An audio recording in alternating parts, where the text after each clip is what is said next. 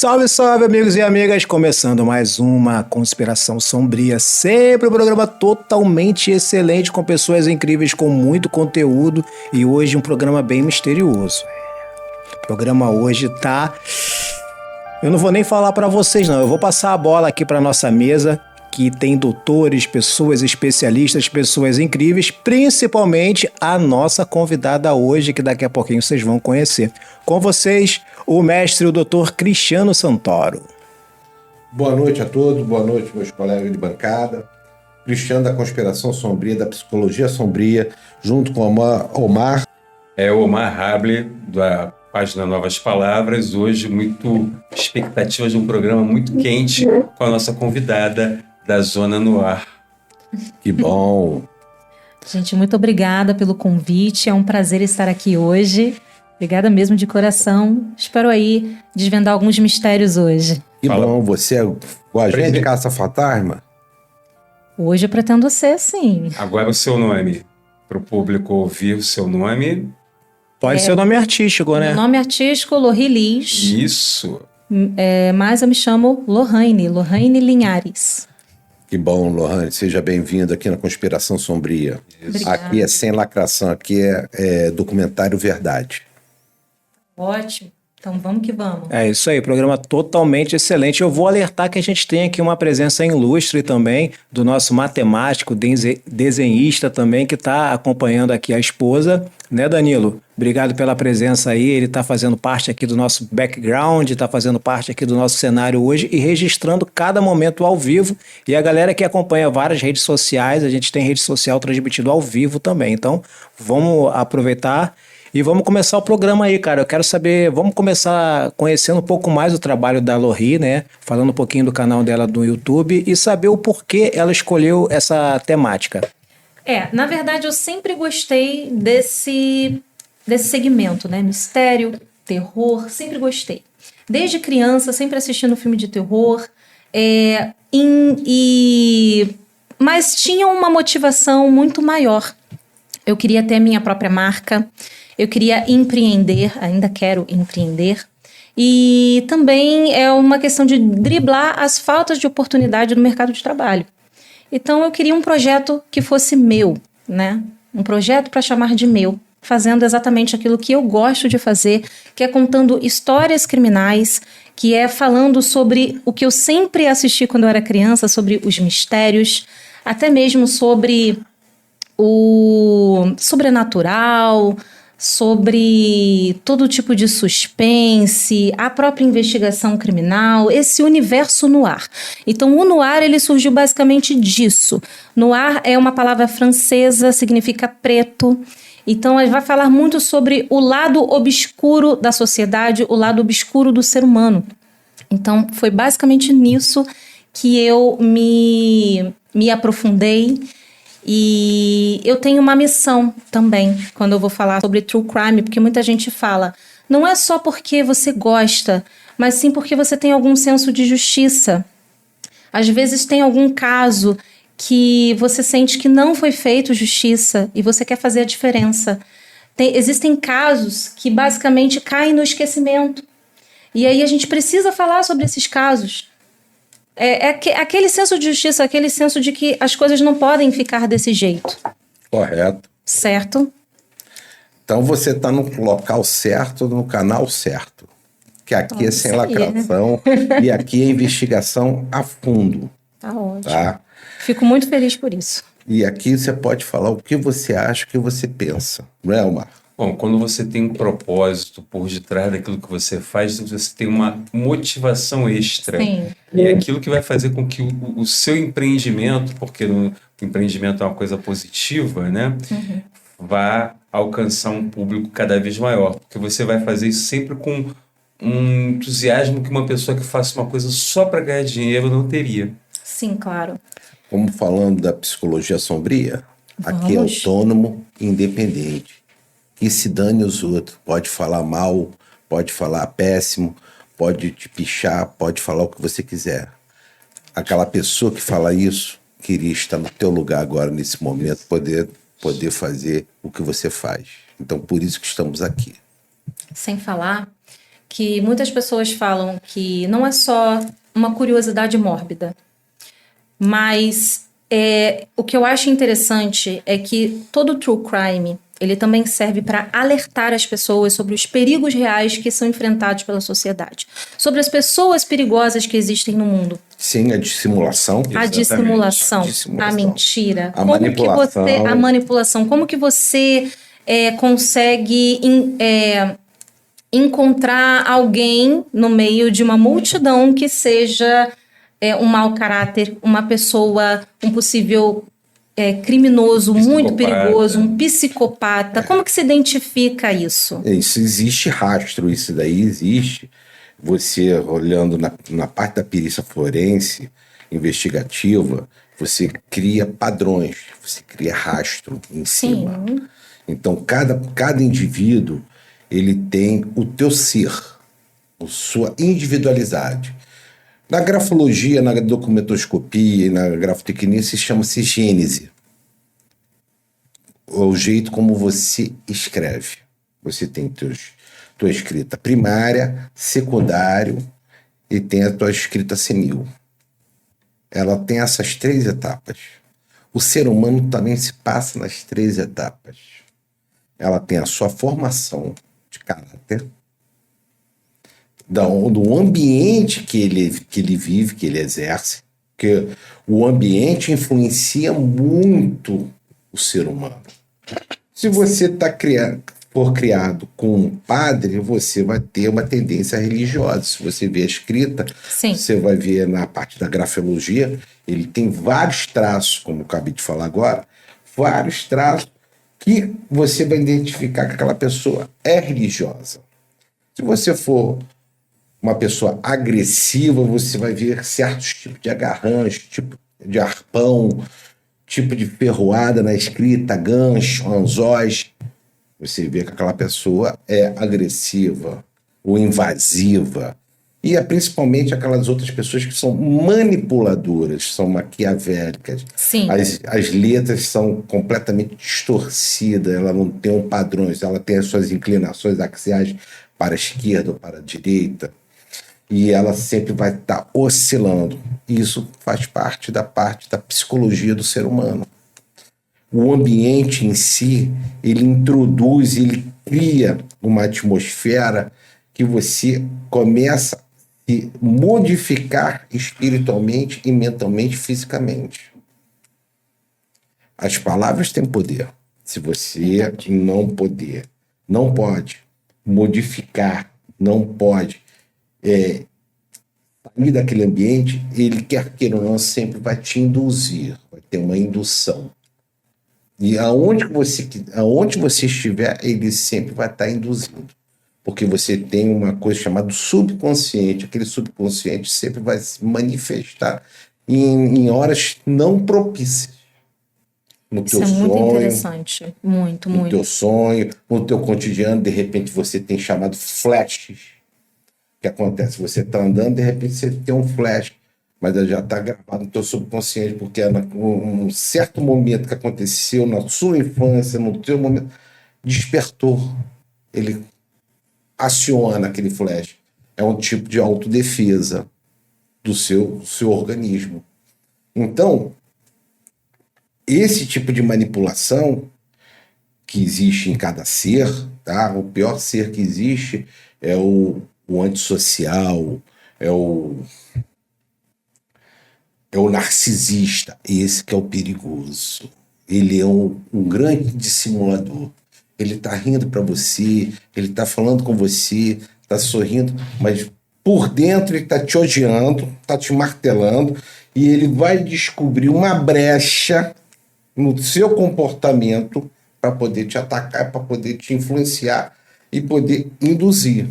Ele é diabólico, Ele é tenta venenoso. te derrubar literalmente para Te ele derruba em ficar tudo. num pedestal, para ele ser o centro das atenções, para ele ser o herói da história. Em última instância, os grandes ditadores, manipuladores que a humanidade teve, todos eles eram narcisistas, Sim. inclusive a maior parte deles também psicopata. Dizem que todo psicopata é um narcisista. Só que a psicopatia ela se divide. Uhum. A psicopatia, ela gosta da matança. Ele gosta da pessoa matar. Se julgar como Deus. Ter aquele controle sobre o próximo. Então, tem um controle sobre o próximo. Ele gosta de julgar a pessoa e se passar como Deus. Ou como um semideus, dependendo. O narcisista não, ele quer manipular o meio dele, o redor dele, para se tornar como tal. Eu sou melhor em tudo. Por que você ganha esse celular? Eu que deveria ter ganhado esse celular. Esse celular é minha cara, não é sua cara. Por que o Omar tá com aquela camisa ali? Pô, aquela camisa ali não serve. Por que ele tá com aquele G-Shock aqui? Por que ele tem esse G-Shock? Eu que deveria ter esse G-Shock, um relógio antigo. Pô, tem a minha cara, eu era marombeiro naquela época, era playboyzinho. Então, o narcisista, ele faz isso. Ele absorve essas mentalidades, essa incorporação, chama de corporação, ele incorpora um indivíduo do lado obscuro do cérebro, do ser dele. É o que mais se manifesta, o que mais se prolifera. E assim vai por si diante. Pessoa que já sofreu com algum narcisista aí na vida sabe exatamente do que a gente está falando. E é um grande dissimulador. Que ele chega a fazer do quanto o quê? É tóxico, do quanto destrói, por onde passa, destrói. Destrói. Né? E olha que a gente não está falando só de relacionamentos sentimentais, não. A gente está falando de pessoas da família, relacionamentos com pessoas do trabalho, relacionamentos com vizinhos, ou seja, Sim. você pode estar lidando em qualquer uma dessas situações com uma pessoa que vai prejudicar você fortemente na tua vida profissional ou pessoal. Quer ver uma parte amorosa? Ele tem uma tática chamada bomb love. Ele ataca a pessoa no bomb love. E ele vai atacando em cima do bomb love. Ele morde a sopra. Até num ponto que a pessoa começa a ficar desconfiada dela mesma. Ela duvidar do seu eu. Sim, sim. Entendeu? Pô, será que eu fiz errado? E é uma manipulação muito forte. Eu queria... O bomb love é terrível. A pessoa começa a jogar a culpa nela mesma, achar que é ela que está fazendo as coisas errado, quando na verdade é só manipulação mesmo. O Getline é pior ainda. O Getline faz você ficar mais doido ainda. Você duvidar do seu próprio universo. Você cria uma bolha em cima. Isso são táticas do narcisista. Cristiano, você vê até filmes que mostram a manipulação de casal da pessoa fazer a outra pessoa duvidar da própria sanidade mental. Isso aí é o Getline. É o Getline. Exatamente. E da questão amorosa, como homem, como mulher, que a gente também está falando dos dois seres, o lado feminino e o lado masculino, é o bomb love. O bomb love, quando a pessoa fica completamente enfeitiçado pelaquela pessoa, pelo amor daquela pessoa, pelo carisma daquela pessoa, ela é atacada 24 horas. Por que você não fez isso por mim? Se você gostasse de mim, você fazia, você se matava. Isso é triste. Você pegava... Por que você não me deu esse dinheiro? Tem gente assim, né? Tem. Um monte, né? Nível de loucura da pessoa. Tem. Da gente falando assim até de relacionamentos é mais comum do que a gente imagina, né? De um relacionamento tóxico, boa parte, né, dos casais acaba encontrando alguém assim. Não vou ser um cara masculino, defender os homens, mas 90% desses ataques narcisistas é da mulher, não é do homem. Eu não duvido. O homem é pouco. O homem ele é pouco, porque ele não precisa ter muita vaidade. Tem alguns, sim, que são vaidosos, são terríveis, são melindrosos, entendeu? Aí você não sabe qual o tipo de temperamento, como foi a criação dele, mas 90% é das mulheres. Isso já é dela mesmo. Por quê? A gente vive numa selva. A fêmea, ela tem que procurar o macho alfa para poder se procriar. Então, para se procriar, ela vai procurar o macho que tem mais poder. Isso é igual na natureza. Ela vai procurar o macho mais forte Isso da é matilha. uma coisa instintiva, né? Instintiva. Biológico, né?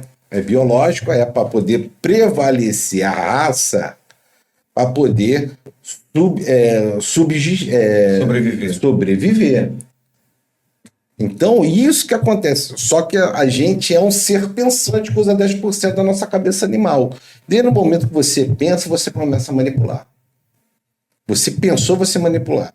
Quer ver uma coisa? Quando a gente é criança, chega, pai, por que isso? Pai, por que aquilo? Pai, por que isso funciona assim, assim, assado? Mãe, por que assim, assim, assado? Cala a boca, menino, fica quieto. É o questionamento. Ali, quando eu logo penso, logo existo. Então, existe o questionamento. Quando tem um questionamento, você começa a tesourar, você começa a retalhar. Aí daí que vem as manipulações. Eu até estava pensando sobre isso, da questão da mulher, porque a mulher, ela fica mais no campo da manipulação mesmo. Porque a mulher não tem aquela força física. É mais difícil de você ver uma reação mais agressiva. Tem mulher que enfia porrada no homem, sim, tá? Não vem nessa, da tesourada, da Tem uma aí, né, que tá dando o que falar, né? Que é Elise Matsunaga, né? Meio que saiu daqueles padrões hein? Vamos falar disso pega depois, a hein? machadinha. Eu queria fazer uma pergunta em relação à Dona Noir. Quando você imaginou o canal, criou o nome, que já deve ter sido uma coisa, porque realmente dar um nome é uma coisa muito difícil, até dar um nome a um filho. Qual foi o caso que startou? Qual foi o primeiro caso que você pensou que levaria para o seu programa? Você conseguiu concretizar ou você acabou indo para outro? Não, o primeiro caso, eu tinha lido uma história que eu achei bastante curiosa, que pensei, quem teria sido o primeiro psicopata do mundo, assim. Um serial killer. E aí o nome dele era Gilles de Rais. E aí eu busquei sobre a história de Gilles de Rais. Todo mundo aí que quiser conhecer a história completa de Gilles de Rais, dá uma conferida lá no canal Zona no Ar. Primeiro, acho que, se eu não me engano, foi sim o primeiro vídeo do canal. Esse nome é em inglês? Francês. Francês, Gilles de Rais. Gilles de Rais. E aquilo dali me chamou muita atenção, essa curiosidade. E eu achei a história, de fato, muito interessante. E eu trabalhei em cima dessa história. Porém, como foi o primeiro vídeo do canal, não teve aquela... Mas é uma história muito antiga, tipo assim, 500 anos? Uma coisa meio Idade Média. Idade Média ou era na época em 1980? Não, da Idade Média mesmo, bem lá atrás. Imagina, rapaz, nessa época já tinha um monte de psicopatas aí. Isso. E aquela época, assim, que tinha muito boato. Era uma coisa mais contada, porque não tinha o jornalismo de como se conhece hoje, né? Era mais difícil de apurar uma verdade. Exatamente. Teve uma investigação aos moldes daquela época, né? Encontraram corpos. Não era evoluído. Então, assim, até hoje existe uma pergunta se foi ele mesmo, né? Mas contam até algumas historinhas que ele era o cara que raptava crianças e tudo mais. E eu fiz essa história. E um dos primeiros vídeos também que eu fiz do canal foi do Edifício Joelma. Isso. Que é um dos assuntos que a gente Esse daí bombou. Esse daí foi o vídeo. Até hoje é o vídeo que tem mais visualizações no canal. E é o vídeo que eu tenho mais curiosidade, né? Inclusive, a produção tá pedindo para você puxar sua cadeira na minha direção aqui, um milímetrozinho, que o pessoal aqui é detalhista, sabe? Ele quer te colocar... Aí tá bom. Tá quer bom? te colocar, assim, no plano central da câmera para te dar audiência, principalmente no vídeo mais bombado do canal. E eu acho que todo brasileiro, pelo menos da nossa média de idade aí, de mais de 40, não no seu caso, né? Eu digo aqui do Omar, do Cristiano... E conhece o caso Joelma, mas acaba meio que ficando no passado, né? Eu queria que você desse um start, né? Queria que você desse um refresh. No caso Joelma, antes de prosseguir, eu fiz uma matéria no antigo site que a gente tinha, chamado Projeto Triângulo, junto com o Sérgio Russo, um dos maiores ufólogos que já teve aqui no Brasil. Saudoso Sérgio Russo. Infelizmente, faleceu na época da pandemia. E era uma pessoa extraordinariamente inteligente, publicou vários livros, e uma das matérias que a gente fez no Projeto Triângulo foi o caso Joelma. Agora eu queria ver a sua versão do caso Joelma. Ah, ótimo. O caso Joelma, ele aconteceu, na minha opinião, né, por negligência. Eu tratei no meu vídeo como um caso de true crime, porque a gente sabe que existem versões falando sobre histórias assombradas, né, tem relatos sobrenaturais sobre isso, mas no meu canal eu preferi tratar inicialmente ali como um true crime, porque é negligência. Assim como foi negligência com o caso da Boate Kiss, dentre outros casos que, infelizmente, acabam tirando a vida de várias pessoas. A questão do incêndio, né? A questão do incêndio. Então, se eu não me engano, esse incêndio começou entre o 12º andar e 13º, por conta de um problema, problema elétrico, né, com ar-condicionado. E ali, rapidamente, o fogo se alastrou, que essa também é considerada uma das falhas, né, dos donos lá do prédio, que acho que era do Banco Crefisul, se eu não me engano. E o material era extremamente inflamável. Então, o fogo ele se alastrou muito rapidamente. Dentre diversos outros problemas, inclusive os bombeiros tiveram problemas, teve problema no hidrante, não chegava água. Não fizeram manutenção, não tinha água. Era difícil para salvar as pessoas de helicóptero, ou seja, a logística toda foi um completo desastre, tudo contribuiu para aquela grande tragédia. E então veio as histórias, né? Veio aquela história das 13 almas, né, que basicamente uma lenda muito famosa que tem aqui no Brasil, todo mundo deve conhecer. Não é no cemitério lá de São Paulo, perto da igreja não, né? Que tinha um cemitério ali. Eu não me recordo exatamente onde ficava esse cemitério, mas é sim lá de São Paulo. E diz que a lenda conta o seguinte, que 13 pessoas morreram dentro de um elevador. E ali, por conta do calor, o corpo simplesmente derreteu e ficou irreconhecível. Assado. Ficou totalmente irreconhecível. Virou um carvãozinho. E aí, como não tinha a identidade desses corpos, eles foram enterrados no mesmo cemitério, conhecido como as 13 almas. E as pessoas acreditam, dizem que acreditam. Olha, a gente está falando coisas estranhas aqui, coisas estranhas estão acontecendo no estúdio, mas já está tudo solucionado aqui. Chama um padre, pelo amor de Deus. Não, pode ficar tranquilo.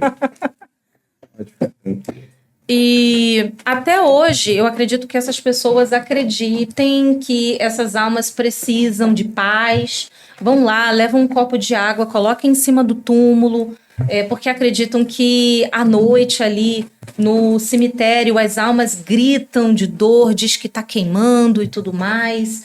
É uma questão de crença, né, de fé.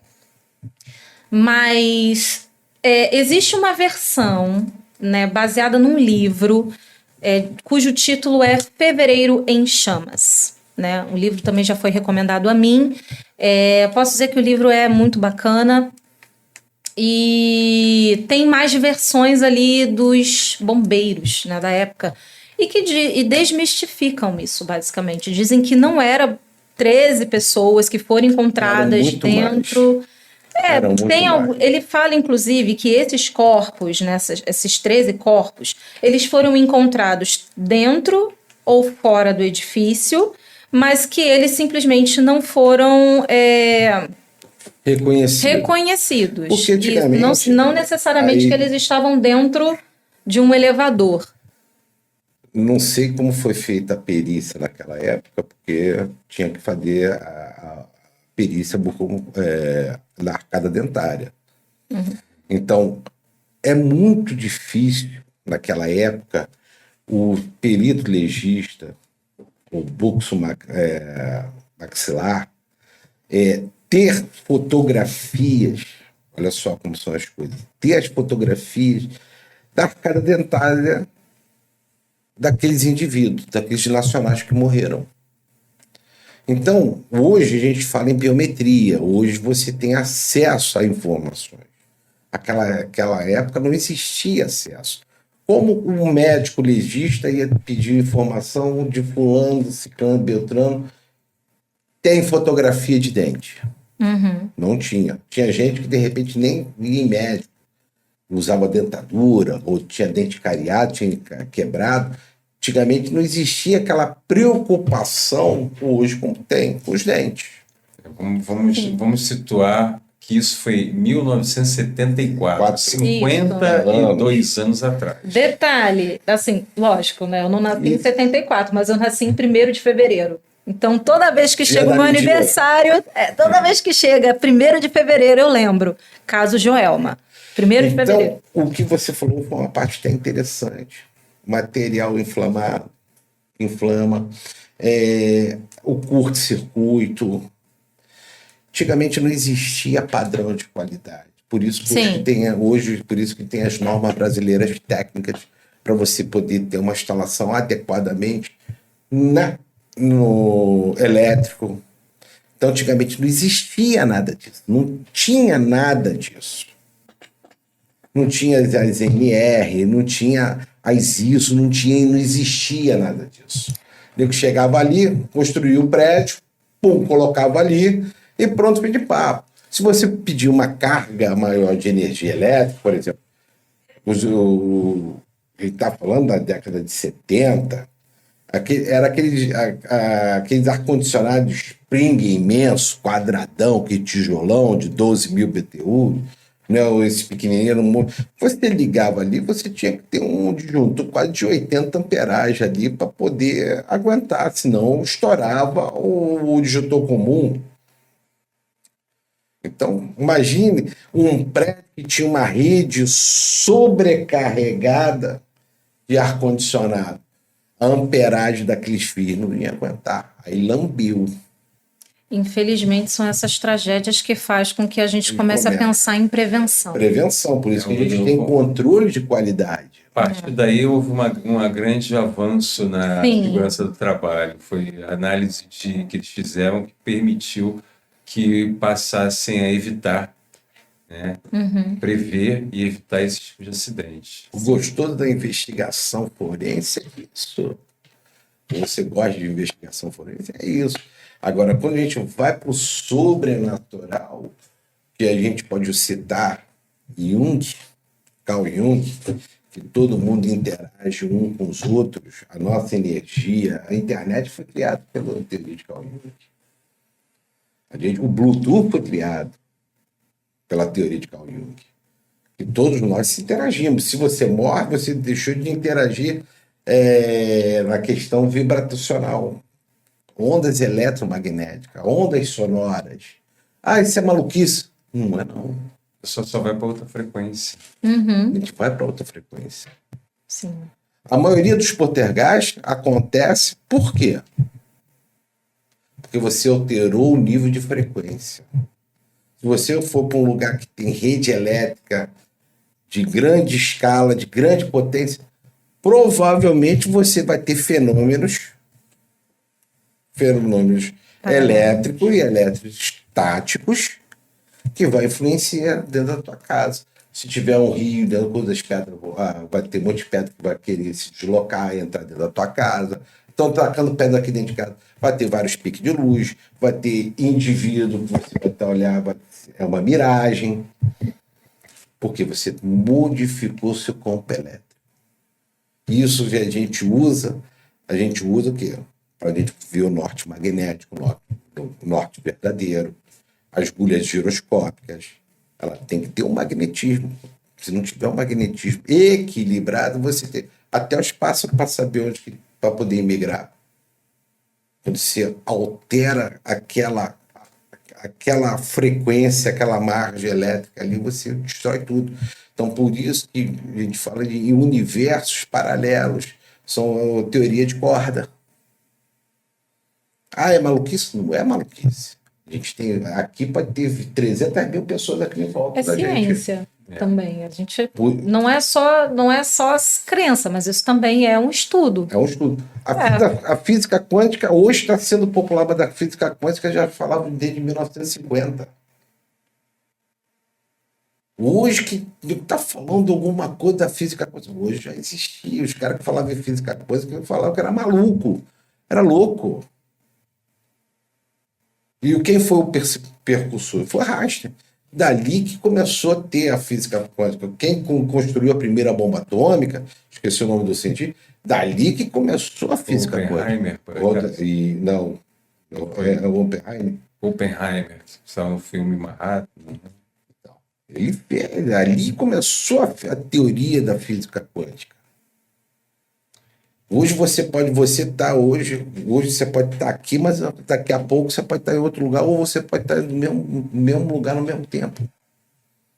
Eu acho interessante São chamados slider. os assuntos se linkam, né? Eu acho muito interessante que você falou de um livro que tratava de um assunto que linkava com o incêndio do edifício Joelma, que seria supostamente desmontada a teoria dos 13 corpos ou criado uma outra teoria, uma outra suposição. No caso tem a versão de bombeiros, né? Na verdade, ele conta a história mesmo do Joelma, só que mais detalhado. E aí nós bate um pouco de frente com as lendas, né? Existem as lendas que o povo acredita, né? Que às vezes houve o sensacionalismo por parte da mídia. A gente não sabe até que ponto a mídia pode ter sido sensacionalista, porque naquela época era e eles adoravam falar sobre uma história. Primeira manchete. Sim, eles adoravam falar ali sobre uma história de fantasmas. Era uma coisa que fazia muito sucesso naquela época, né? Todo mundo ali ligava a televisão para poder ver o jornal passando sobre o caso assombrado, o relato assombrado, vai lá, coloca a médium para poder, a sensitiva para falar. Então é uma coisa que fazia muito sucesso. Que o terreno teria sido do prédio teria sido levantado, o prédio no terreno onde teria havido um crime. Isso, 1948. Na verdade, isso é uma teoria. Né? As histórias contam, olha, que tinha aí já é teoria que da morava. Olha isso, que era no mesmo lugar, mas não era exatamente no mesmo lugar. Né? Eu poderia dizer que era próximo, mas não era no mesmo lugar. Mas como acho que para tentar criar uma história, né? Aí eles buscaram ali um passado, um crime que aconteceu próximo ao local no passado para tentar linkar e criar toda uma história. É isso que é a teoria da conspiração. O que é a teoria da conspiração? Poço, né? Estaria, de repente, sem querer ou por querer colaborando, tirar o foco de cima dos reais responsáveis pela tragédia. Isso. A teoria da conspiração, para mim, é isso. É você tentar desviar o foco da verdade. É jogar uma cortina de fumaça. É igual o caso Batomushi. O caso Batomushi, se você ver, é terrível. Fora da legislação, o engenheiro que assinou a embarcação não era um engenheiro naval, era um engenheiro de construção civil. E até hoje, os culpados não pagaram. Não, ficaram todos impunes e é impressionante você pegar um documentário. São casos que eu gosto de trabalhar. Você pegar o caso do Batomushi, vai dar pano para manga. Dá, tem até uma reportagem imensa, passou até na HBO sobre o caso. Impressionante a história de que eles transformaram uma embarcação que daria uma N quantidade de pessoas, fizeram obras de alvenaria, aumentando imensamente o peso de sobrecarga em cima da embarcação, colocando uma quantidade de pessoas absurda que, com o conhecimento que a gente tem hoje em dia, eu não entraria de jeito nenhum, nem para ganhar dinheiro dentro desse barco. Mas ninguém sabia. Ninguém todo mundo queria curtir o ano novo, oba-oba, ver os fogos de Copacabana. Me lembra, teve um caso que eu falei bem parecido, né, que é o caso Novo Amapá. E é a mesma coisa, né? Simplesmente superlotou, permitiram que ele superlotasse, fora toda a carga, né? E ele acabou virando e aí dizimou muita gente. Muita Era gente. gente envolvida com esse caso do Batomushi, era gente rica, os donos de empresas ligadas à área de turismo, e que conseguiram fazer com que o processo se eternizasse. Vários deles eram espanhóis, foram Isso. para fora do Brasil, Eu? viveram uma vida maravilhosa fora do Brasil e ficaram impunes. Até Lamentável hoje, isso, gente. até hoje, o único que entrou pelo cano que tentou botar a culpa, coitado, era o comandante. É, O comandante que não tinha nada a ver. destruíram a carreira do cara. Destruir a carreira dele. E é assim que funciona a teoria da Não conspiração. que ele não tenha culpa nenhuma, mas você pega. Geralmente você vê um modus operandi em casos assim. O negócio dá errado. Pô, quem vai tomar culpa? Vamos pegar o peixe pequeno da turma aí. O peixe pequeno desse caso foi É o comandante bodinho, lá. pegar o bode expiatório, pegar o bodinho, botar o cara de Vai pagar cruz. sozinho. Entendeu? Quer ver outro caso interessante? Não sei se de repente o seu canal vai ter, eu te dou até uma dica. As máscaras de chumbo. Eu fiz um videozinho curto sobre as máscaras de chumbo. Ainda não me detalhei, não fiz um vídeo longo. Vamos falar para o público que caso é esse, porque o público vai perguntar que caso é esse das máscaras Seria de esse chumbo? dos dois Dois rapazes técnicos, dois técnicos encontrados. eletrônicos. Isso. Eles foram encontrados, né, basicamente com um óculos totalmente misterioso também. E ninguém sabe o que aconteceu com eles Mas só até que hoje. existe uma terceira pessoa. A terceira pessoa que ninguém localizou, ninguém conhece. É a terceira pessoa que Esse é um manda, mistério. que escreve tudo para ele. Tinha bilhetes também. Bilhete. Onde foram encontrados esses homens da máscara de chumbo? Foi lá no. E aonde? Esqueci. Foi lá perto da Pedra da Gávea. Foi na Pedra da Gávea? Foi na Esse é Pedra... considerado um dos maiores mistérios do Brasil. Interessante, sim. Muito Porque interessante. ninguém descobriu até hoje o que aconteceu com esses dois homens. E essa pessoa estava passando a informação para ele para ter um contato de primeiro, segundo, terceiro, quarto, quinto grau, a gente não sabe o que é. E eles vieram aqui para o centro da cidade, compraram vários materiais eletrônicos, foram lá, compraram um terno, uma gravata, compraram roupa chique, recebeu vários bilhetes e mandaram ele ingerir 2 cápsulas para cada indivíduo. Eles ingeriram tal cápsula, fizeram tal lanche, não sei como é que foi isso, e cada um conta uma história, uma teoria diferente, diversifica da teoria. Teve até um perito que fala que eles morreram em tal lugar e foram colocados naquele lugar na época. Então a gente não sabe o que aconteceu, porque eles ingeriram aquelas cápsulas, porque botaram as máscaras de chumbo nas vistas e tiveram aquela morte, não sabe se é uma morte súbita ou morte morrida, não aparece nada. Ninguém sabe até hoje. Ninguém sabe até hoje. E o local que que foi percebido, que é onde que eles morreram, não cresce mais nada, nenhum tipo de vegetação. Bom, então tem que investigar qual o tipo E de material aí, químico. nessa observação aí, eles estavam do lado do quê? De poste de luz de Alta tensão? de alta tensão, de transmissão. Estavam com poste de alta transmissão de luz. É onde que estavam. Muito interessante o caso, até pela Essa é uma dificuldade grande de- observação que eu vi. Eles estavam num poste de transmissão. E onde que tem poste de transmissão, tem fenômenos de anomalias técnicas, científicas, paranormal, ou outro tipo de fenômeno que a gente não consegue identificar ou reconhecer naquele período. E principalmente foi na mesma época, foi em 70, né? Mais ou menos isso. Foi isso? Pô, Mais ou menos 70? isso.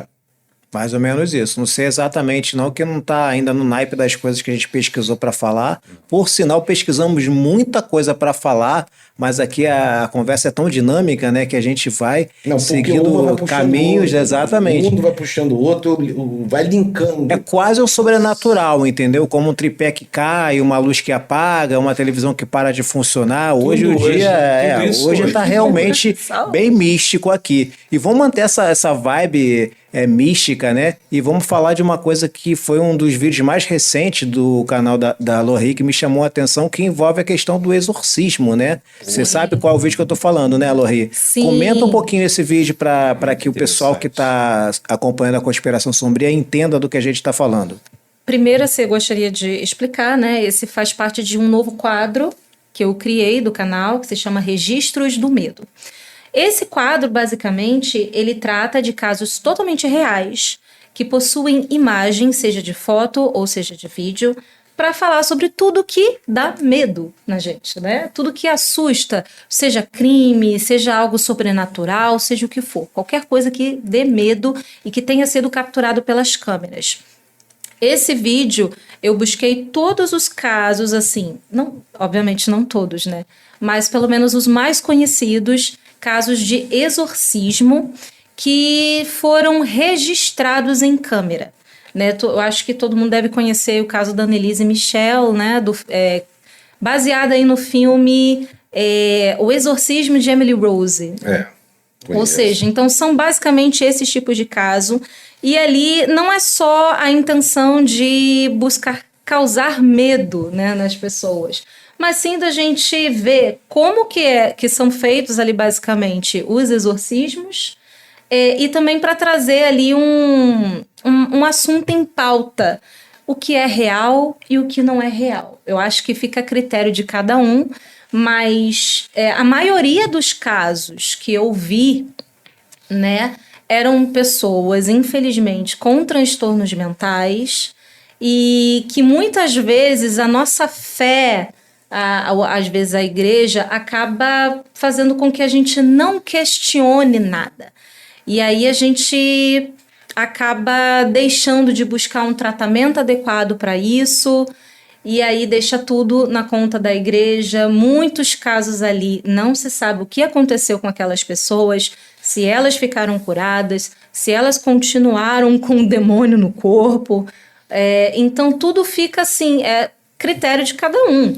Cada um acredita no que prefere acreditar, no que quer acreditar, mas aqueles casos misturam um pouco, talvez, do pouco avanço da medicina da época, que às vezes não tinha a resposta para tudo. Foram vários anos. Ali cada caso, do caso da Annelise? Rapaz, não sei se foi dos anos 70, por aí. Uma época bem propícia.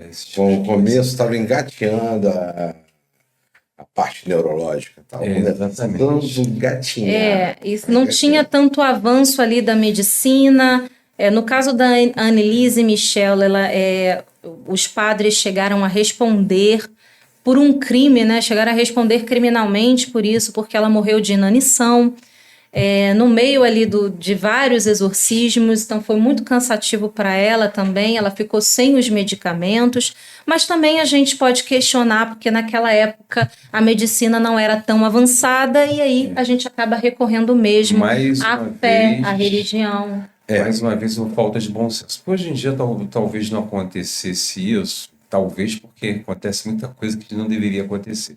De primeiro, tentar conduzir a coisa de uma maneira mais da área de saúde. Sim. Né?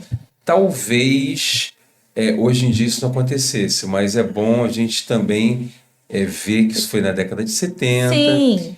E imagina isso nos primórdios, bem antes disso. Quanta gente deve ter sido vitimada por desconhecimento. Eram os grandes desafios da época, né? Então, naquela época, a medicina não conseguia, até hoje, né? A medicina não consegue dar resposta a tudo. Sim. Mas, naquela época, a maioria das pessoas recorriam à igreja como a cura para tudo. A maioria das bruxas eram queimadas, o cara tinha um ataque da Inquisição, tinha um problema de esquizofrenia, de alguma coisa a mais, ou distúrbio bipolar, afetivo. Não que não possa existir problema espiritual em pessoas com problema mental, até porque é bem comum. Sim. E eu acho que o certo seria você priorizar o tratamento científico, né, o tratamento médico, mas tentar conduzir também alguma coisa paralelo para equilibrar também a pessoa espiritualmente. Não sou contra. Eu acho que a maior parte dos casos é meramente medicinal. Agora, podem haver casos que a gente não consiga resolver só pela medicina. A medicina é fundamental manter o tratamento. Sim. Por exemplo, no caso dessa menina aí, qual era o tipo de relação que ela tinha entre os familiares e qual era a relação familiar dela? Era muito religioso? Era extremamente religioso. Então, eu acho que isso contribuiu muito para o problema dela. Então a gente tem um problema sério, chamado alienação religiosa. Exatamente. Tudo é o demônio, tudo é Lúcifer, tudo é o capiroto. Satanás. A Bíblia não fala de diabo, já começa logo por aí. Não fala nada de diabo, não fala nada. E se você pegar pela Bíblia judaica, ela fala, quando fala de Satanás, e fala um cara que julga. O opositor. O opositor de Deus. Ele é o cara que julga. Ele é o cara que julga, que trabalha para Deus. Olha a loucura. Os rabinos falam isso. Ou tem um vão no conhecimento que não foi passado, que não foi transmitido pelas igrejas cristãs, que o judaísmo ensina uma sabedoria incrível. Os rabinos falam isso. Não existe na Bíblia hebraica, isso é uma grande falha do cristianismo, não existe inferno, não existe diabo. A única coisa que passa ali foi a queda de Lúcifer. E mesmo assim, você tem que ir muito a fundo para saber a verdadeira versão. Não se ele é Deus, se ele é Deus, lá do sombrio de Deus. Na verdade, exatamente que o Deus cria a dualidade para que o ser humano possa exercer o livre-arbítrio. Foi desde o momento que ele dá a consciência. Quando ele dá a consciência, fala, agora você tem um livre-arbítrio. Exatamente. Muitas histórias, não vou dizer todas não, muitas histórias que estão formuladas pelas escrituras são histórias extremamente sábias, metafóricas, né, simbólicas, sim, e que não podem ser entendidas todas ao pé da letra. Isso. Esse é o grande erro. O problema é que, infelizmente, ainda hoje, muitas pessoas ainda levam a Bíblia ao pé da letra. Mas a Bíblia é um livro muito completo, muito complexo. Ele fala sobre uma história de civilizações muito antigas. Conta toda uma história. Aí eu discordo que quem escreveu a Bíblia ali foram três indivíduos que nunca conheceram Jesus, não andou com Jesus, não falou com falando Jesus. Do Novo Testamento. Vamos falar, então, aquilo ali é mentira. Acho que foram vários. O Novo Testamento os editores, né? A gente está falando aqui dos editores, né? Foram 4. Os editores, sim. Foi Lucas, Mateus, Tiago. A história mostra que há vamos dizer assim, uma lacuna de espaço, um delay, né, enorme entre o desencarne, né, o desaparecimento na Terra, né, porque houve depois o aparecimento em corpo glorioso, né, de Jesus, entre a ida dele, a crucificação, e o momento que foi escrito esses livros, que foi pessoas que nem conviveram com ele, que nem estavam vivas na época.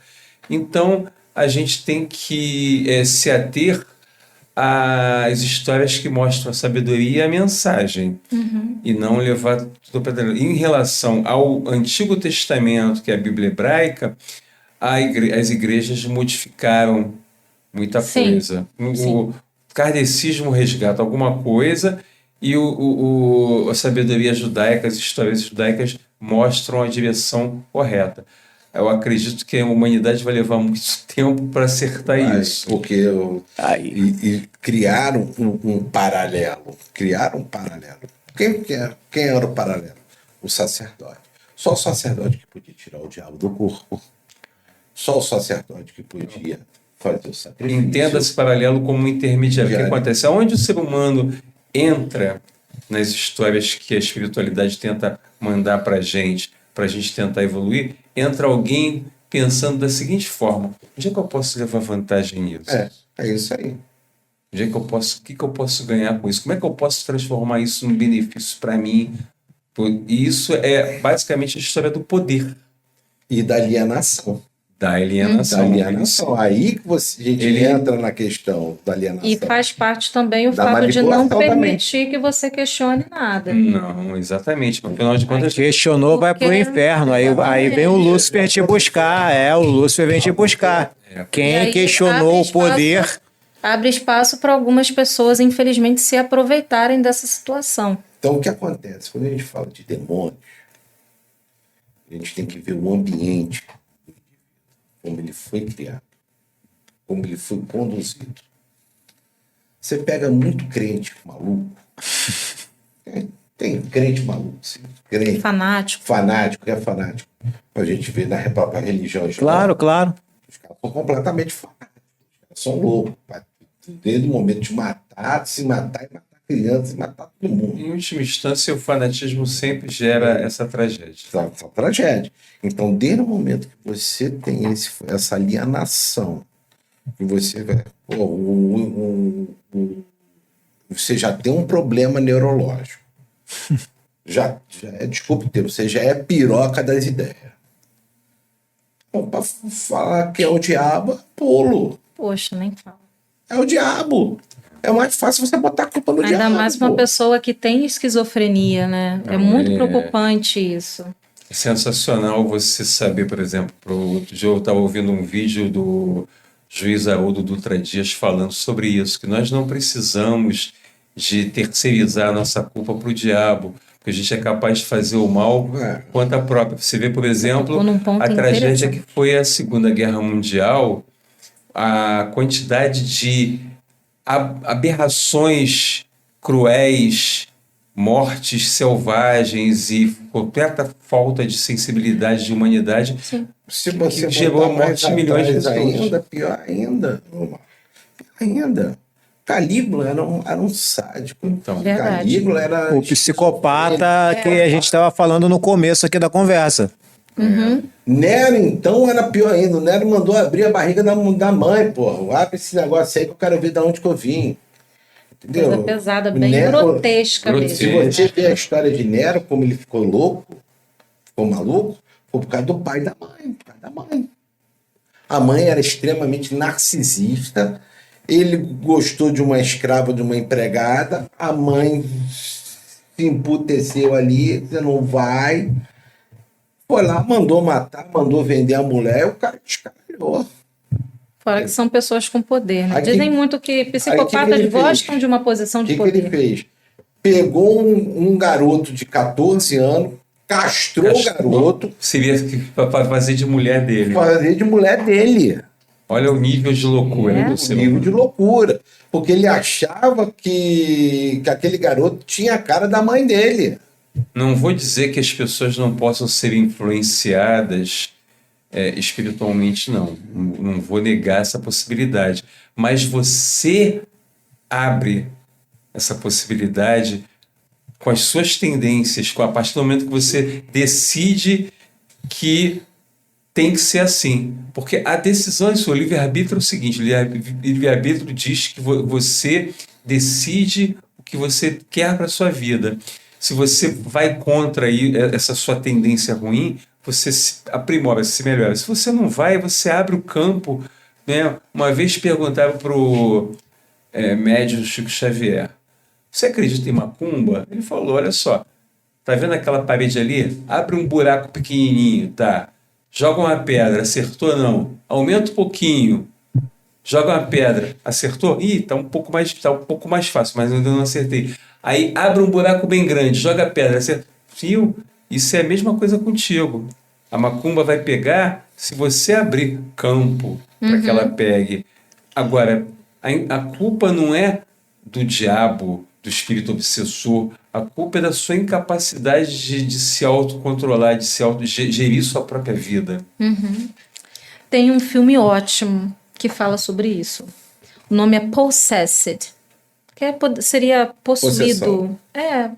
Possuído. Um Possuído. filme que saiu recentemente. Olha, recomendo muito todo mundo para assistir.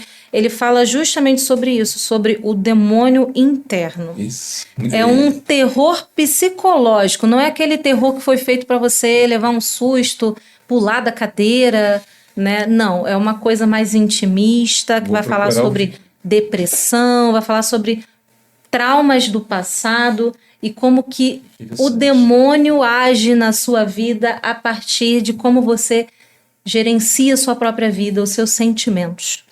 Isso É muito inteligente. É o demônio do eu. Então, demônio é do eu. tudo que a gente está falando aqui, na verdade. Eu quero Exatamente. juntar um pouquinho o que vocês falaram aí, né? Desde do estudo bíblico, né? Dos mitos que foram criados para manipulação, desde dos relatos históricos, né? De grandes personalidades que tinham o diabo no corpo, mas na verdade eles eram o diabo, né? O cenário do filme que a Lohei descreveu aí também tem tudo a ver. E eu acho que, voltando mais ainda um pouco, os vídeos, essa seleção desse clipe que você fez, né, desse mini documentário, desse vídeo seu do YouTube que introduziu a nossa conversa, é uma seleção bem específica de casos reais ou próximos à realidade. Daí, se de fundo tem uma questão psiquiátrica, se fundo tem, de repente, uma abertura espiritual para uma possessão ou não, fato é que existem coisas muito, muito estranhas. E Sim. nesse vídeo aí que tu citou, qual foi o caso que particularmente mais chamou a tua atenção aí, você diria até que acreditou? Olha, eu acho que nada supera o Dan, Elise e Michel.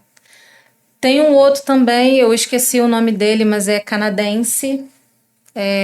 Ele também, porque ele estava mexendo, ele já tinha alguns traumas do passado, problemas com a família, né? Um pai ali muito rígido.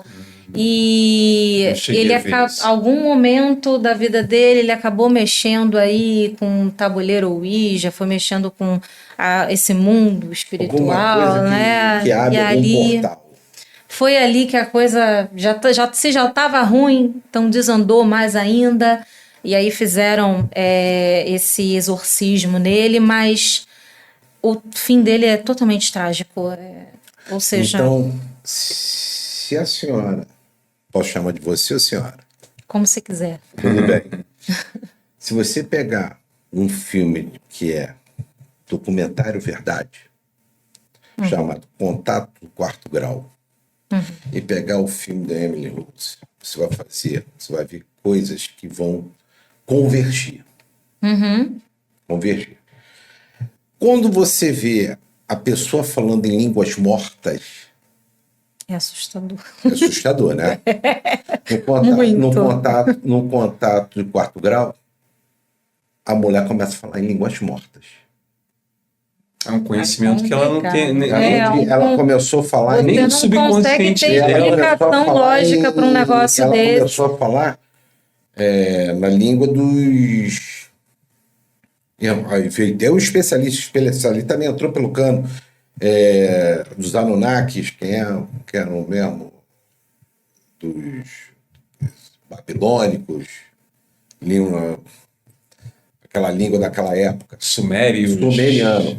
Eu jamais conseguiria identificar, mas se Mesmo tiver o um cara estudioso, o cara começou a ver, tá falando de um sumério. especialista, Tá com falando de certeza sumério. sabe. Eles pesquisam, acabam descobrindo alguém Tá que falando de entende sumério. o pesquisador. Como a mulher era psicóloga, a mente dela começou a apagar, como existe na parte da psicologia sombria, você introduzir memórias e apagar memórias. Você pode introduzir memórias falsas e apagar quando você volta no estado natural, mas você apaga até no estado do subconsciente, uma certa parte. A mulher fica paralítica. Eita, aí é... A mulher, você precisa ver esse filme para você ver. Aí você vai falar assim, essa mulher estava incorporada. Estava com demônio no corpo. Esse é meu tipo de filme. Você pega esse filme, bota um, outro, você vai fazer um comparativo. Aí você vai ver que existe um certo convergência.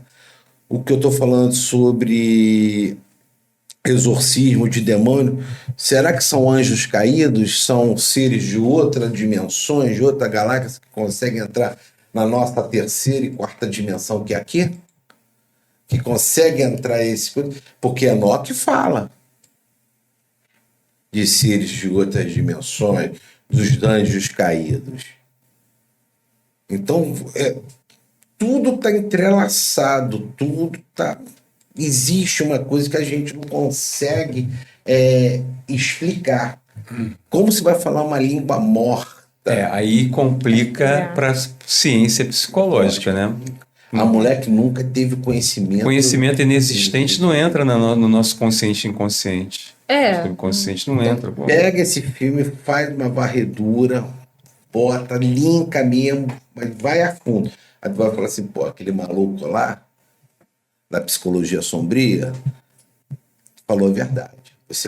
Aí você começa a ter um outro tipo de visão. Será que é Slider? Será que é dimensões paralelas? Tem teoria da conspiração, o Cristiano, que fala que o que nós chamamos de extraterrestre seriam, na verdade, os anjos caídos que usam o ser humano para passar da dimensão de onde eles estavam para cá. Como eles não conseguem permanecer porque existe toda uma regra em cima disso... Igual se você vê Constantino.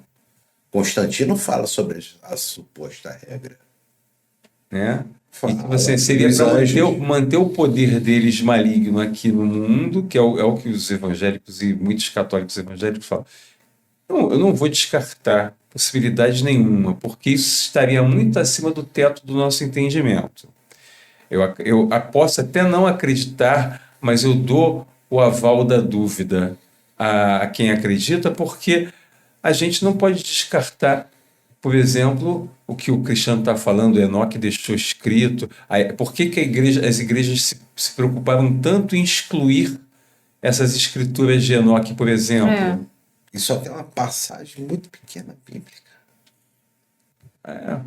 Existem muitos livros. Um livro inteiro foi excluído. Vários livros foram excluídos, inclusive alguns falam que lá na Etiópia, na igreja etíope tem, que ficaram isolados durante muito tempo na história da humanidade, e eles guardam lá essas escrituras, que agora que estão século XX para cá, que estão vindo para cá. Então o pessoal joga descrédito para ninguém lá. Pô, pode não ser nada e pode ser tudo. Quem sou eu para falar alguma coisa? Meu conhecimento é muito restrito ainda para dizer que sim ou não definitivo. Agora, é uma possibilidade que é tão impressionante quanto a possibilidade de existir um extraterrestre vindo aqui de um local tão distante, com uma tecnologia tão avançada, que viria de uma parte do universo que seria praticamente impossível para a gente até cogitar essa possibilidade. E o que você acha? Existe Deus, existe diabo, existe demônio, existe exorcismo? Eu acredito que existe Deus, mas talvez eu não acredito em Deus como na forma padrão, como é ensinado, como é que eu posso dizer? Eu acredito que Deus seria uma força superior que busca o equilíbrio das coisas, o equilíbrio de tudo. Existem coisas no mundo que ainda não são totalmente explicadas, nem explicadas pela ciência. E, ao mesmo tempo, parece que tudo no mundo busca esse equilíbrio, até mesmo a natureza, por exemplo. Então, às vezes, quando existe o desequilíbrio, a natureza tenta fazer o equilíbrio para meio que recomeçar. Eu não sei se vocês conseguiram entender exatamente. E quando o universo fica contra você, faz a conspiração contra você? Pois é por isso que eu acredito que, às vezes, existe uma força maior do qual a gente não consegue explicar. Mas eu também não posso simplesmente dizer, não, Deus, tudo que acontece aqui depende de Deus. Eu acho que as ações humanas moldam muito o mundo em que a gente vive. Nós somos ação e reação. O que a gente faz, né, gera alguma consequência, tanto para nós mesmos quanto para o próximo. E existe uma questão chamada livre-arbítrio, ou seja, né, não existe a interferência, não vai existir essa interferência. Né? É uma crença minha. Não, tudo bem, você tá indo num uma direção bem próxima do que a gente pensa. Mas ainda existe uma força maior do qual a gente não consegue controlar, nem compreender, que busca talvez o equilíbrio, né, o equilíbrio das coisas. E se Deus e o diabo for um único só ser? Já pensei nisso também. Na verdade, faz sentido dentro do que o judaísmo fala, por quê? Porque, na verdade, Deus, como essa força criadora que gerou todo o mundo espiritual e a partir daí gerou o mundo material a seguir, ele simplesmente está contido nas leis universais que nós estudamos através da ciência, da filosofia, da espiritualidade, de tudo. E essas leis espirituais mostram que nós temos um teto de entendimento. Por que a gente não consegue entender Deus? Porque ele está muito além do entendimento da sociedade humana, seja Sim. qual for ela, em qualquer tempo. E isso é fascinante, porque isso leva a crer que a gente ainda tem muito a evoluir, a avançar. A gente se acha muito evoluído, como se achavam evoluídos demais o pessoal do meio do século XX, como o pessoal se achava evoluído demais no século XIX, por aí vai. E a evolução está sempre seguindo do conhecimento humano. Eu acredito que Deus é basicamente isso que você falou, uma força superior que nós não conseguimos ainda ter a compreensão, porque estamos ainda muito atrasados, e o mundo é regido por leis universais que nós ainda não temos total domínio. Agora, o pouco que a gente sabe que são a lei de causa e efeito e outras coisas mais... Lei de Murphy. São leis que já estão sobre o nosso meio, a gente tem que trabalhar em cima disso. Eu até acredito... desculpa interromper. Eu até Não, acredito pode, que à o próprio bem e o mal já seria por si só uma tentativa de buscar um equilíbrio. Dualidade é uma... Que é a dualidade, entende? Aí, complementando o seu pensamento. Se o ser humano é capaz de criar coisas belíssimas, bonitas, ter um amor fraterno, porque ele também tem a capacidade da autodestruição, da matança, das coisas horripilantes, dos pensamentos egoístas, da matança. Aí que eu te falo que Deus, se a gente luz e sombra. Nós somos luz e sombra. Sempre vai Deus, ter. Então Deus é um único só. Ele tem um lado bom e tem um lado não existe nenhum rival. Deus não tem rival. Não tem rival. Ele é um poder monista, único. Agora, a dualidade é uma necessidade do ser que ainda está imperfeito de caminhar em direção àquilo que é certo. Como você cria seu filho? Você cria seu filho, você ensina para ele o que é certo e errado, mas você não vai estar lá o tempo todo regendo as ações dele, vai agir do que ele quiser. Mas Deus é onisciente e onipresente, ainda tem, de acordo com a crença. Tudo que a gente falou aqui de Deus é uma crença que tem muito do nosso particular, o que é ideal. Eu acho que quando a gente começa a absorver a crença do outro, né, coloca a verdade no pensamento do outro, a gente está perdido. Quando a gente começa a pensar e tirar as nossas conclusões, a gente já está se aproximando do caminho. Você está certíssimo. Deus é onisciente e onipresente. Por quê? Porque como nós somos partículas, germes de Deus em nós... Germe não, partícula. Partícula. É mais bonito. Partícula é mais bonito. Eu usei uma palavra, dei uma colocação, né? Eu podia ter usado núcleo, célula. Nós somos uma célula espiritual de Deus, um princípio de Deus. Então, o que acontece? Ele está presente em nós. Quando Jesus fala nas Escrituras que as pessoas têm que observar, o reino de Deus está em vós. Ou seja, muitas pessoas vão procurar, eu quero ir para o céu. O céu é você, o seu estado de espírito. O seu estado de espírito. Isso é o estado de espírito. E ele fala, não tem que ter intermediário nenhum para você ter Concordo muito. Hã? É isso aí, Não tem que ter perfeito. intermediário, você tem que fazer por conta própria, não tem que vir um sacerdote. Que livre-arbítrio é esse que você coloca a verdade na palavra do outro, né? Só para complementar, O meu Deus não é assim. Você está falando em relação ao onisciente e onipresente. Ele é onisciente e onipresente. Onipresente porque todos os atos que você faça, por mais escondidos que você faça, você tem a sua consciência. Na sua consciência reside o que? O princípio de Deus. O onipresente está nisso. E o onisciente também. Porque se você não adianta você se esconder para fazer uma coisa errada, uma coisa que fira os princípios das leis universais. Deus está presente nos seus atos, sejam eles bons e ruins. Não adianta você esconder, você não consegue esconder nada da sua própria consciência. Você não consegue esconder nada de você mesmo. E lá está o princípio de Deus. Mas isso, Omar, que eu até concordo muito, não deixa de ser uma crença, né? E como a gente já está aqui avançando aqui já 1h e brau, tem aquela crença, né, que é no opositor, né, no popular Satã, né, e um dos casos que a gente tirou aqui do canal da Lori para de repente a gente poder fechar o episódio de hoje é justamente as bestas de Satã, né? Então acho que a gente está no momento exato para falar dessa galera. Eu vou pedir mais uma vez a Lori para falar um pouquinho desse episódio aí.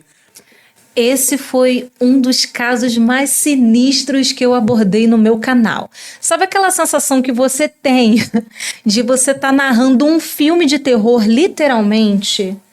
De que é tão sinistro que você nem consegue acreditar que aquilo foi real? De tamanha a crueldade e da forma que as coisas foram escalando? Nossa. Que foi acontecendo, Que né? foram acontecendo? Foi na Itália isso. Na Itália? Aconteceu na Itália nos anos 90, era um grupo de jovens, aí não sei se vocês gostam de rock, vocês gostam de rock? Eu gosto. Eu acho que a gente já ouviu muito, né, até mesmo pessoas da igreja, que rock era uma coisa do mal. Não, tem nada. Não, mas os caras lá, eles ouviam death metal, Eu já black ouvi metal, era aquele muito, rock as mais pessoas- demoníaco mesmo. A pessoa tem aquele negócio, aí costumava linkar o rock ao demônio, ao cemitério, aos mortos, né? E aí foi exatamente isso que aconteceu. Estava para poder vender os discos. Foi um marketing o Ozzy criou esse marketing. Porque o Ozzy foi criado na igreja católica fervente. O pai dele era católico louco. Aí, então, para quebrar, para trazer uma coisa nova, criou esse negócio, caveira, cruz de cabeça para baixo, morcego voando, dando mordida na cabeça, e assim vai por diante. Mas vamos lá. E foi exatamente isso que aconteceu na Itália nos anos 90. As pessoas passaram a ver o rock como uma coisa maligna, né? Por conta desse crime, por conta desse caso, né? Das bestas de Satã. Então eles eram jovens, que eles gostavam de rock, gostavam de sair à noite, badalada, né? Faziam uso de drogas, né? pesadas. Exato. Drogas Aí, o que pesadas. eles fizeram? Eles mataram ou se mataram? Calma. Opa, Chega negócio lá. quente. Então, eles meio que formaram uma comunidade própria entre amigos, entre eles, mas eram pessoas marcadas ali por talvez problemas familiares, que cresceram, era famílias de classe baixa, né, desestruturadas, vamos ser sinceros aqui, eram famílias desestruturadas. De repente tem bastante humilde. Porque você está falando na Itália são cidades provincianas, não tem muito problema. A única coisa que pode ter não é droga, é alcoolismo, que é muito grande. Então, eles acabavam se reunindo, formando uma comunidade própria, de gostos próprios, que até então eram só amigos com coisas em comum. Eram só amigos. Então, eles montaram uma banda de rock, as Bestas de Satã, e aos poucos aquilo foi ficando uma coisa mais séria, né? Foi meio que formando uma amizade... com regras específicas, meio que tomando características de uma seita. Mas aí devia ter alguém como piloto. Sim, Liderança. tinha. Liderança, isso é manipulação. Eram mais especificamente Isso é dois teoria da rapazes. conspiração. Dois rapazes, que um era o mais manipulador e o outro era o cruel. Eita. Né? Eu lembro de um que se chamava Volpe. O mais novo, acho que era Machone. É porque eu não vou lembrar o nome de todos, né? Gente, vão lá, verifica tudo lá no canal, que esse caso realmente é de tirar o fôlego, gente. Olha, não é brincadeira, Então, não. como você gosta de estudo, de demônios, essas coisas todas, aconselho você a estudar chamado Os Oráculos de Salomão, os 7 selos de Salomão. Perfeito. São também chamados chaves? São as 7 chaves, são as 7 Salomão. que quem construiu o grande templo de Salomão para guardar a arca da tesoura, a arca perdida, Da aliança, cara. da aliança, foram os demônios. Em 7 dias, Salomão construiu, isso dizem, né? Que foram em 7 dias que construíram o templo de Salomão. E que a arca falasse com ele, fala, como eu sou seu Deus, Deus vivo, eu gosto de ficar no escuro, na sombra e nas trevas. Tem muita gente que não conhece como a verdadeira história de Salomão, que foi um homem que pediu sabedoria e que se perdeu. Acho que a Igreja Católica não conta essa parte, os rabinos contam. Como Salomão se perdeu. Ele se perdeu por causa da mulher, porque ele não teve um filho... Das mulheres, né? Ele podia Cada uma ali foi uma crença que ele foi segurando, que ele foi testando, aprendendo, mas teve aquela mulher, aquela malévola, né? Você está falando da malévola. Não. Para poder ter um filho legítimo tinha que ser judia. E ele não teve. Tem essa questão também. E ele ficou agora apaixonado por quem? Rainha de Sabá. O mais interessante de tudo é a malévola da história. São as lacunas, é preencher as lacunas que não é passado pela cultura, para a nossa cultura, porque as restrições. Mas a história das bestas de Salomão, as bestas de Satã, ela entra também em cultos, entra também a parte espiritual. Sim, entra também. Eles realizam esses cultos satânicos vê entre se tem eles. alguma coisa de Salomão, as 72 bestas de Salomão. Então, eles criaram, então, acabou criando mesmo uma Criou, seita. sim, uma seita. E nessa seita eles tinham regras muito específicas, e uma delas era você, uma vez dentro, você só sai morto. Eita. Exatamente. Essa era, acho que, a principal regra deles. E era devoção máxima à seita. Devoção máxima. Então, ele tinha regras, se eles achassem que você quebrasse alguma regra, eles davam um jeito de tirar a sua vida. De repente copiaram levaram às últimas consequências essas regras dele. Exatamente, levaram às últimas consequências. E eles foram matando pessoas do grupo mesmo. Do próprio grupo? Do próprio grupo. Eita. Então, uma coisa bem macabra mesmo.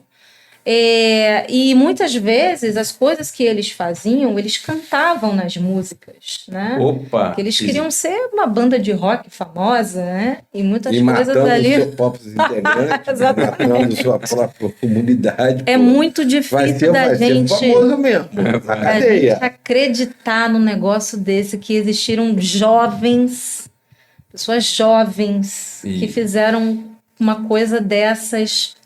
Existe um piloto, existe uma pessoa que está doutrinando, criando essa manipulação. Como você hoje quer ver um lugar que é riquíssimo desse tipo de manipulação. Estados Unidos.